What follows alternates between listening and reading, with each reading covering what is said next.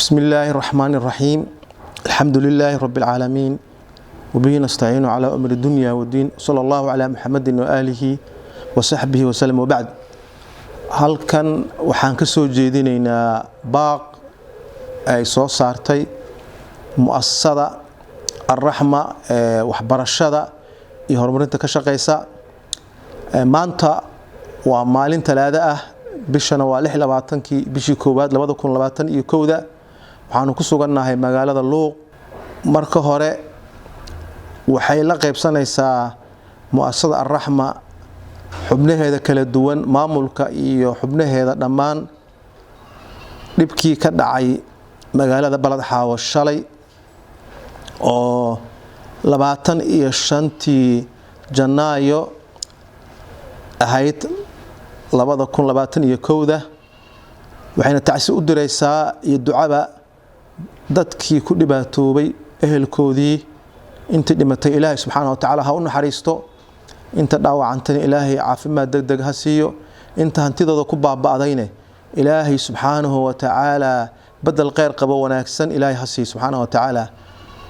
mu'assasada Ar-Rahma waxay ugu baaqaysaa dadweynaha Soomaaliyeed gudaha iyo dibaddaba, dowladda Soomaaliya, hay'adaha samafalka ka shaqeeya inay gacan qabasho degdeg ah u fidiyaan shacabka waxyeelada soo gaartay ee magaaladaas ku sugan iyo dadka kale ee dhaawaca ah ee magaalada laga qaaday ee meelaha kale loo qaaday.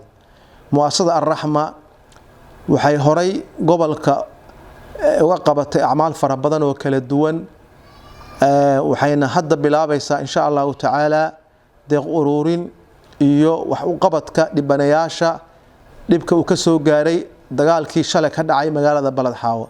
insha Allahu ta'ala akoonada aan ku soo qori doono videoga iyo telefoonada ayaad nagala soo xiriiri doontaan haddii Ilaahay yiraahdo. السلام عليكم ورحمة الله وبركاته.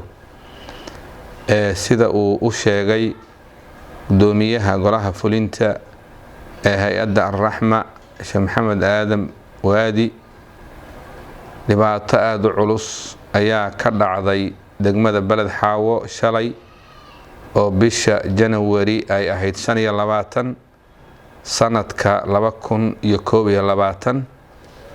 dagaal ayaa magaalada ka dhacay, waxaa soo gaaray dadka shacabka ah dhibaatooyin kala duwan, dhimasho, dhaawac, barakac, hanti burburtay, murugo iyo walwal iyo walbahaar aad u fara badan.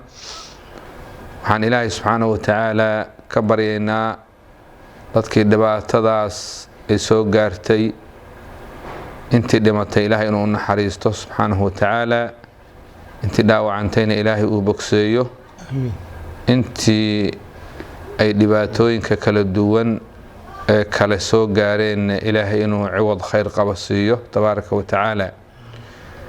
intaas kadib walaalayaal, dadka muslimiinta ah Ilaahay subxaanahu wa ta'aala wuxuu dhex dhigay xuquuq ay isku leeyihiin oo ay ka mid tahay markii sidaan oo kale ay qayb ka mida muslimiinta dhibaato ugu dhacdo, inta kale inay u damqaan oo ay u diirnaxaan oo ay u naxariistaan.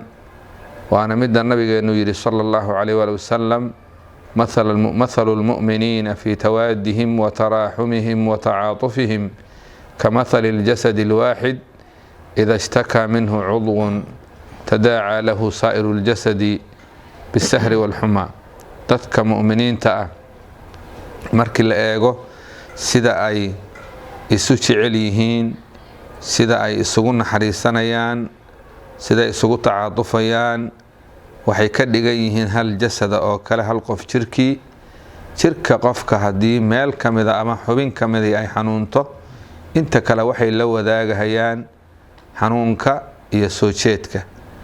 marka sidaas darteed ayaa qof kasta oo mu'mina muslima waxaa waajib ku ah inuu walaalihii meel kastoo adduunka ay ka joogaan dhibaatada iyo murugada uu la qaybsado oo uu ka soo qaado sida jirkiisa iyo jasadkiisa oo kale.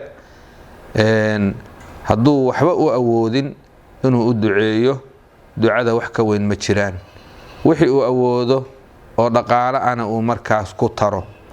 waxaan markaa ugu baaqaynaa dadka muslimiinta ah caamatan, hay-adaha samafalka ee dowladda iyo cid kasta oo dadkaas wax ku tari karta in dadka iyada ah walaalayaal loo soo gurmado oo gurmad degdega loo soo fidiyo, iyadoo weliba aad ogtihiin waqtiga hadda lagu jiro inuu yahay waqti kulul oo abaar lagu jiro oo waxa weeye kulaylku aad iyo aad u daran yahay.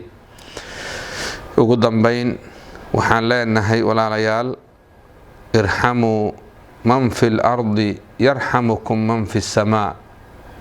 nabigeenu sidaasuu yidhi calayhi salaatu wassalaam, u naxariista inta dhulka joogta, allihii sarreeyey ayaa idiin naxariisanaye. alraaximuuna yarxamuhum arraxmaan. inta naxariisata allaha raxmaana ayaa iyagana u naxariista. marka aan naxariisanno si ilaahay noogu naxariisto. wajazaakum allahu khayran. assalaamu calaykum waraxmat ullaahi tacaala wabarakaatu.